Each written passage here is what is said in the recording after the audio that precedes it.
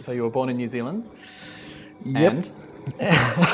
The Michael Parkinson technique. Yeah, the Prince Charles technique. Yeah, in Dunedin, I did a history degree and I couldn't get work. I tried to get into actually looking after the disabled, but they wouldn't have me, so I worked in advertising. And I got stuck in that, and I came over here to keep doing that because Dunedin wasn't exactly the centre of the advertising universe. Worked here for 5 years. So at that stage, art wasn't on the radar? Well, it was, but I was kind of, I'd done it through school, but the art school in Dunedin at the time didn't have a great reputation, and I don't think I was confident enough about it to do it, so it seemed like I should do this other work, and I had this crazed idea that it would somehow be creatively fulfilling to work in advertising.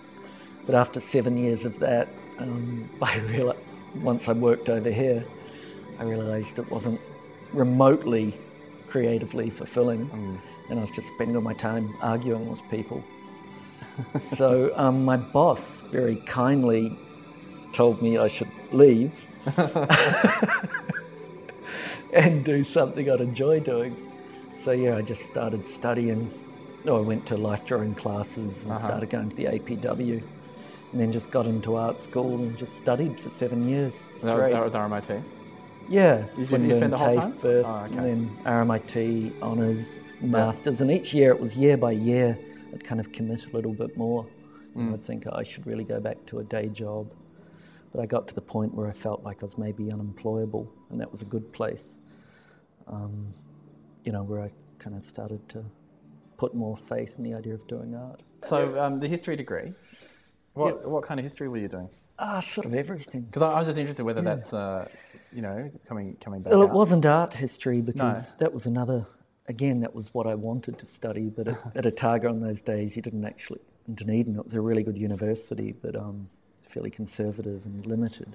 And the only way to do art history was to do home economics or the equivalent of, Really? Which was basically, dietitian. It was this weird course. So anyway, and I ended up doing things like the French Revolution, Russian history. Yeah.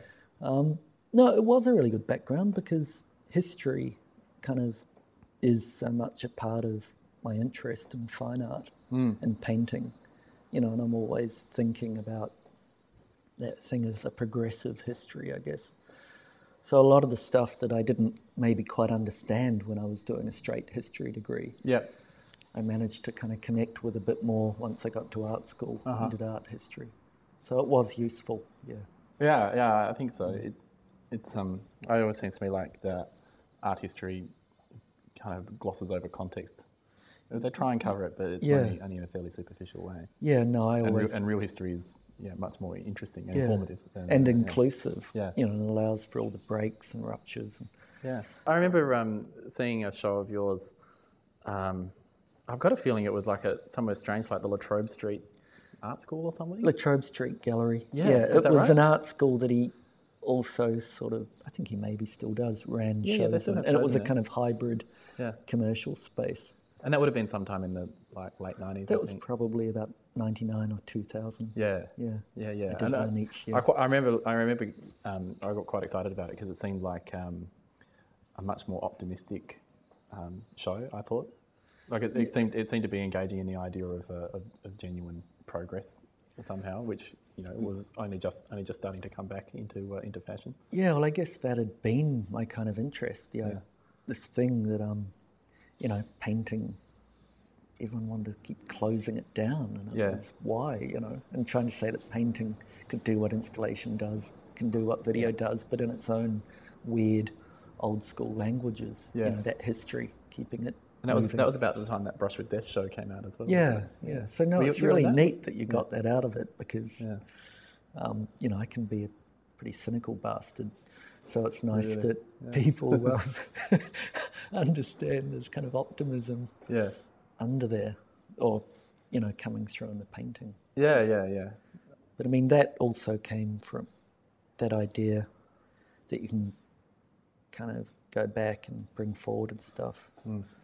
it really did come through lecturers at art school Oh. as well. How did you develop your current I'm still trying to emerge. style? I don't know. So what it's like? I mean, what did you sort of start off doing? I started off wanting to be an expressionist, Yeah, excellent. a neo-expressionist, I think. Meets Andy Warhol, the whole pop thing. Yeah.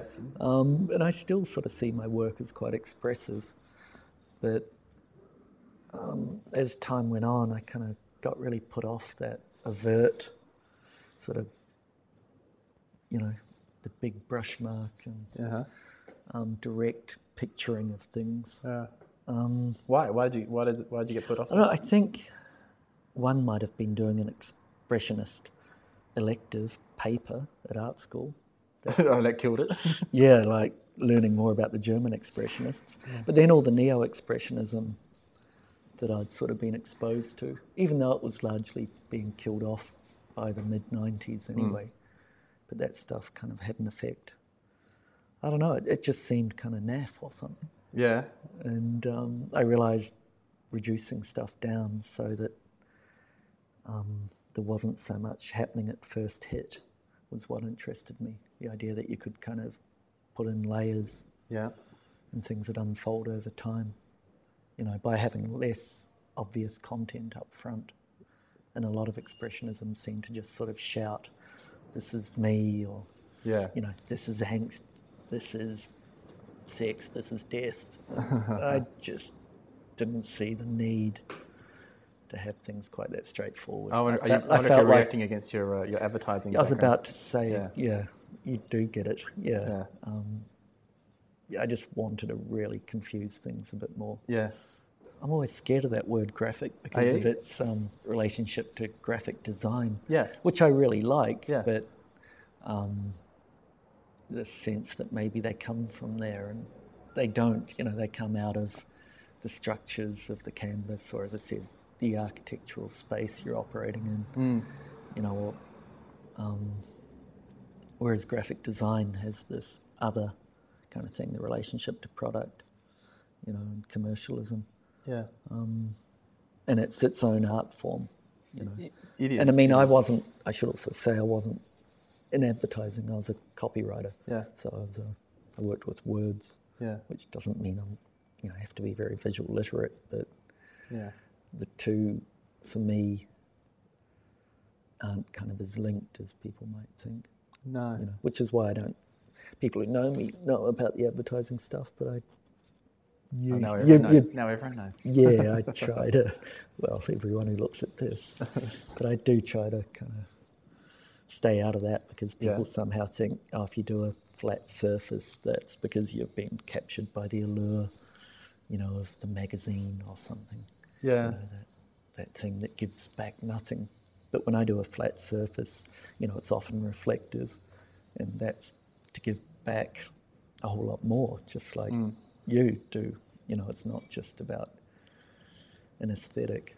No. It's about the surrounding viewer, all of that. And when it's matte, it's also to draw you in, to absorb, I guess. But now we're getting there are some marks coming back into the paintings, aren't there? Yeah, or I've been trying to find ways to do that because, you do get a bit trapped by your process, all this masking tape. I never intended using masking tape. It just sort of happened, because I used to paint my straight lines, and then just like an overhead projector, I used to cartoon things and trace them and grid and all of that, because I thought, you can't just project. That's not. It was that kind of primary school. You're not allowed to use an eraser or tracing, a ruler. But I realised after a while this is ridiculous. Yeah. And started using it, and then you fall in love with the actual tape. But then you're stuck with the process. So but lately I've been trying to escape that, and one of the things that hit me by using a digital camera was that the half-finished paintings kind of had something going on in them that was a little bit more expressive. Mm-hmm. So, I started photographing the half-taped up, half-painted works. Yeah. And making paintings out of unfinished paintings. Yeah. And so that it confused that whole end point and that idea of the surface fetish Yeah. for final work. So sometimes the final work, actually I don't have one here really, is actually just a small little panel. Yep. Or the finished work is, but the unfinished work will be a major painting. So it's a photograph of that taken along the way, complete with drips and torn up masking tape. So how much of it is intuitive then? Is it, because you were just saying that if you, it's rare for you to start with a drawing like that.